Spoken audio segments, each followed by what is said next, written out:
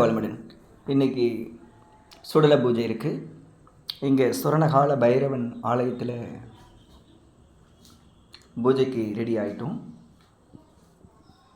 கால பைரவன், சுரணகால பைரவன், குபேரன், லக்ஷ்மி, கருங்குட்டி சாத்தா இவங்களெல்லாம் வச்சு நல்லது செய்ய போகிறோம். நல்லது செய்ய போகிறோம்.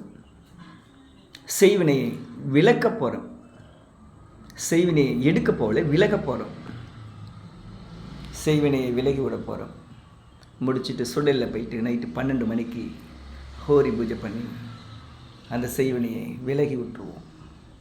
அவங்கக்கிட்ட வராத அளவுக்கு மாற்றி விட்டுருவோம்.